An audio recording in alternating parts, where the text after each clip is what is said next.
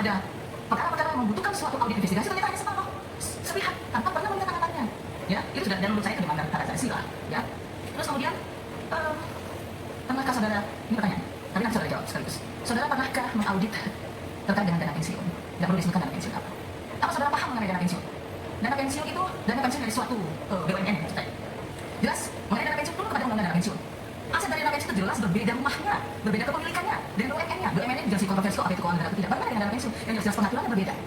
Si BUMN sendiri tidak bisa menarik kembali uang itu larangan. Artinya betul-betul berpisah rumahnya.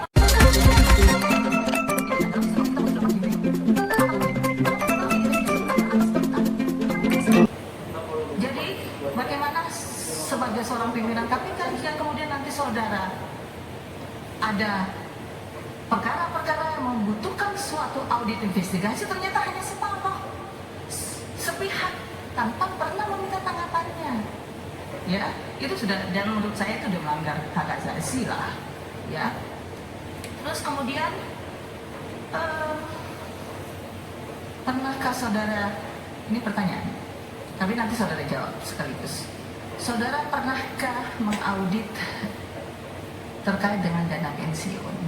Tidak perlu disebutkan dana pensiun apa. Apa saudara paham mengenai dana pensiun? Dana pensiun itu dana pensiun dari suatu BUMN ya, maksud saya.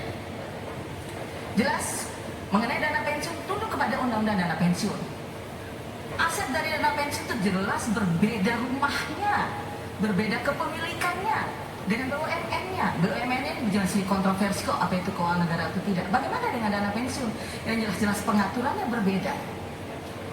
Si BUMN sendiri tidak bisa menarik kembali uang, itu larangan. Artinya betul-betul